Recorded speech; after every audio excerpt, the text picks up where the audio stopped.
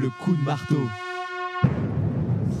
Et le coup de marteau aujourd'hui, exceptionnellement, mercredi, nous recevons Au Bon Tweet. D'ailleurs, Au Bon Tweet, j'ai oublié de vous dire, ils étaient très inquiets hier, tous nos auditeurs. Ils nous demandaient, mais où est-il, où est-il? Mais voilà, ouais il est là, devant vous, en chair et en os. Ouah, je fais le bruit de la foule. Comment ça va?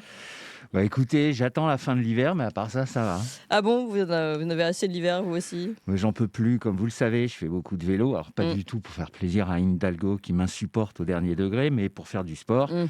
Et là, j'en peux plus, j'ai froid, je suis trempé en Ah oui. permanence, je roule comme un vieillard parce que freiner brusquement sous la pluie, en général, on se rétame comme une grosse merde, Ouais. etc. Ça suffit. Donc ça va être une chronique un peu grognon. Oui, on vous sent à cran, en effet. Ah oui, il a plu tout l'hiver, il a plu tout l'automne, il a plu la moitié de l'été, il a plu les trois quarts du printemps. Franchement, c'est lourd. Surtout quand à côté de ça, on a Macron qui vient nous les casser avec ses plans sécheresse. Moi, ça me donne des idées de violence gratuite et débridée que, rassurez-vous, j'arrive à contenir, contrairement au CRS sur les agriculteurs. Bref, je me comprends. Oui, bon, alors on va essayer de ne pas trop vous contrarier aujourd'hui. Alors de quoi allez-vous nous parler aujourd'hui, Au Bon Tweet? Alors, aujourd'hui, je vous dis, ça va être un peu grognon. Voilà, je viens vous parler de la manipulation insidieuse des gens par les petites crapules qui nous gouvernent et celles qui relaient leurs paroles, avec 2 ou 3 cas pratiques. Je vous préviens, aujourd'hui, on n'est pas particulièrement dans le registre humoristique, mais de temps en temps, ça fait du bien de dire ce qu'on ressent. On vous écoute, on vous sent quand même remonter, mais on vous écoute. Alors, je vais commencer par parler des élections européennes. Comme Mm. vous savez, en juin, on a un scrutin pour élire le Parlement européen. Oui. Et au passage, on se demande à quoi il sert, vu que Ursula von der Leyen fait exactement ce qu'elle veut, sans avoir été élue par personne. Ouais, peut-être pas tout ce qu'elle veut, si. Bah écoutez, je sais pas, mais elle commande des milliards de vaccins par texto, qu'elle veut pas nous montrer d'ailleurs. Elle censure des chaînes de télé. Elle fait des déclarations extrêmement belliqueuses sans consulter personne. Ça commence à faire beaucoup pour quelqu'un qui n'a absolument aucune légitimité électorale. C'est vrai. Bon, alors, le Parlement.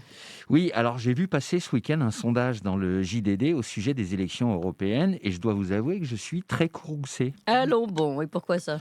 Parce que si on peut afficher ce sondage, c'est quand même la quintessence de la manipulation et du foutage de gueule du peuple français. À ce point. Regardez par vous-même, que nous dit-il ce sondage? Il nous montre les 7 candidats principaux pour Ouais. cette élection, à savoir le RN, Renaissance, le PS, LFI, les Républicains, les Écolos et la liste Zemmour-Marion. Oui, et alors?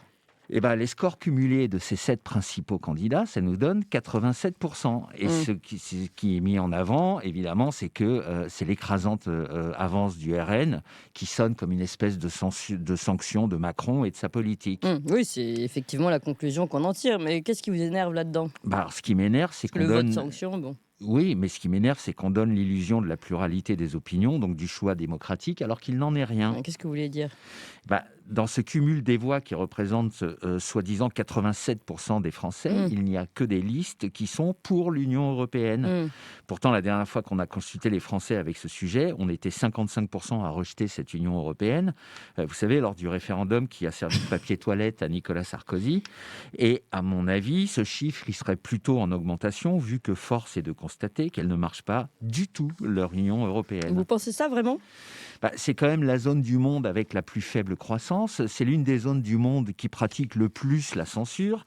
C'est la zone qui est à la pointe de tous les combats foireux, à savoir la destruction des économies pour poursuivre un objectif illusoire de décarbonation. Les smart cities qui sont la nouvelle appellation marketing pour camp de concentration, les menus à base d'insectes, etc., etc.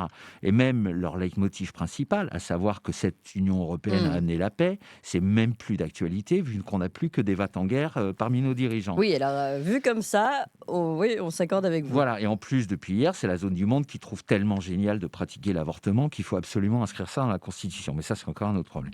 Donc voilà, ce qui est en train de se passer, c'est ce que j'appelle la stratégie de la voie de garage. Donc on fait croire aux gens que leur ressentiment vis-à-vis de Macron est pris en compte, ce qui est normal vu qu'il fait absolument n'importe quoi au passage quand même. Mais ce faisant, on dévie ni vu ni connu vers un combat entre européistes convaincus et hop, plus de la moitié des gens passent à la trappe dans ce qui devient un combat entre des formations politiques, alors que le véritable enjeu, et la véritable question, c'est avez-vous vraiment envie de continuer avec cette Europe qui est en train de ruiner, d'enfermer et d'asphyxier progressivement les peuples? Et au final, on s'en fout de qui va gagner, parce que ce seront les peuples les grands perdants de ce scrutin, même avant qu'il ait commencé. Vous pensez vraiment ça? Oui, bien sûr. Et puis à la soirée électorale, on aura comme d'habitude droit d'un côté aux enfumages habituels du genre les Français nous nous a envoyé un message à nous d'en tenir compte, et gna gna gna. Ouais, c'est bien, hein. Et voilà, et là, le gagnant de la soirée répondra: «Mais c'est votre politique qui est sanctionnée». Enfin bref, la petite commedia dell'arte habituelle, et en coulisses, tout le monde se tapera une petite coupette en rigolant comme des baleines sur comment, une nouvelle fois, les Français seront tombés tête baissée dans le piège qui leur a été tendu. Et évidemment, aucun média mainstream ne va soulever le sujet. Et voilà comment on étouffe en douceur un débat parfaitement légitime. C'est vrai qu'encore une fois, dit comme ça ressemble à une belle manipulation. Vous avez d'autres exemples? Oui, alors après la stratégie de la voie garage, on a ce que j'appelle la stratégie de l'intimidation. Alors c'est quoi ça?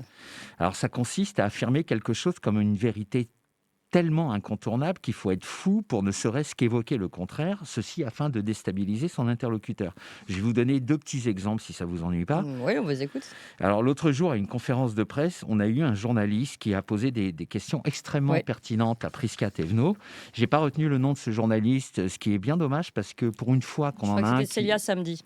Quelque chose comme ça. Voilà, parce que pour une fois qu'on en a un qui a le courage de poser des questions qui fâchent dans cet océan de lâcheté et de consensus mou de la presse mainstream, ça mérite d'être signalé. Mmh. Voilà, donc c'était dans le contexte des déclarations très belliqueuses de Macron concernant la Russie. À un moment, le mec, il a juste posé la question que se posent tous les complotistes, à savoir, est-ce qu'on est vraiment certain de soutenir les bonnes personnes, en prenant le cas de Nord Stream. Là, on a senti la porte-parole du gouvernement extrêmement déstabilisée parce que la question était très pertinente. Et en gros, c'était ça. Si Nord Stream a été saboté par les Américains, pourquoi devrait-on obligatoirement suivre les directives de gens qui font des actions allant directement contre les intérêts des Européens? Et si le pipeline a été saboté par les Ukrainiens, pourquoi devrait-on soutenir un pays qui commet des actes de guerre sur les territoires européens? Et alors, qu'est-ce qui s'est passé? Alors là, on a vu Prisca Thévenot qui, au passage, a expliqué qu'elle n'avait pas d'opinion sur qui a fait le coup, ce qui est quand même assez... voilà, bon, enfin, bon, bref. Et on l'a vu sauter immédiatement sur l'occasion pour reprendre ce qu'on appelle le contrôle du narratif. Et elle a posé la question qui tue avec un mélange de mépris et d'arrogance insupportable. Et elle a demandé avec un petit air pincé de pain bêche, parce qu'on ne doit pas soutenir l'Ukraine. Et sous-entendu, mais mon cher monsieur, vous êtes fou ou pire, complotiste pour remettre en question cette sacro-sainte évidence. Et c'est comme ça qu'on tue dans l'œuf toute velléité de sortir des clous en proposant une autre vision des choses qui, soit dit en passant, est souvent bien plus pertinente. Et l'autre jour, c'est Ruth Elkrieff qui a fait exactement la même chose avec Nicolas Dupont-Aignan, et c'était au sujet du vaccin. Donc, il a émis des doutes sur la sûreté de ce vaccin en prenant des exemples de nombreux pays qui lancent des commissions d'enquête sur les effets secondaires. Et là, elle a directement enchaîné avec les termes anti-vax en mentionnant Bien Raoult, sûr. avec son petit sourire C'est narquois très et pratique. sous-entendant que c'était une hérésie de s'en réclamer.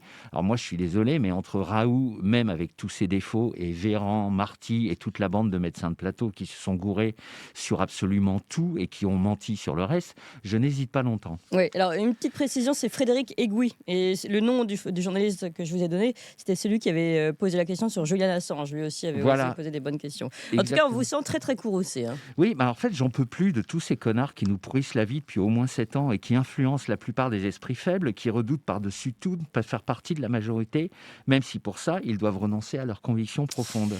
Remarquez, là, on vous comprend, hein. Y a-t-il quand même encore d'autres stratégies pour orienter l'opinion des gens que vous souhaitiez citer aujourd'hui? Oui, alors il y a celle, et je terminerai par ça, qui est encore plus odieuse, qui consiste à semer le doute sur le personnage qui parle plutôt que de s'intéresser à ce qu'il dit. Et ça, c'est vraiment des méthodes de grosse merde. Ouais, vous parlez de qui?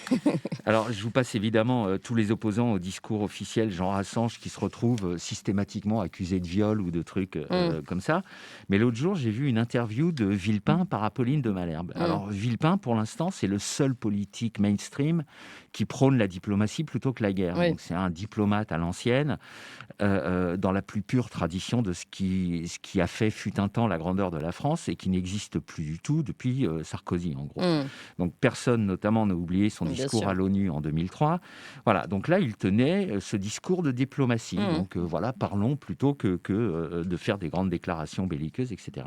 Et là, Apolline commence à lui poser des questions sur ce qu'il fait pour gagner sa vie, en sous-entendant qu'il avait sûrement des clients russes dans ses activités de conseil, ce qui devait sûrement influencer son discours. Et alors, il s'est passé quoi?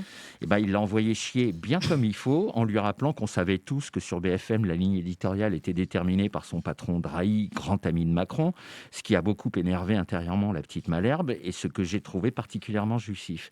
Et comme les occasions de se réjouir sont plutôt rares ces derniers temps, je n'ai pas boudé mon plaisir.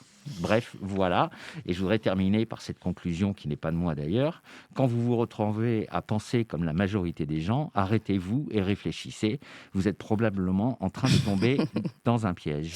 Merci beaucoup pour cette conclusion. Et à la semaine prochaine, notre bon tweet grognon, mais qui reste tout de même sympathique. Et d'ailleurs, Dominique de Villepin, pour la prochaine fois qu'il veut une interview sérieuse, qui vienne ici, hein. Il est le bienvenu en tout cas sur Ah bah TF1. écoutez, je pense qu'il sera suivi par beaucoup de monde. Merci Clémence. Merci et à très bientôt.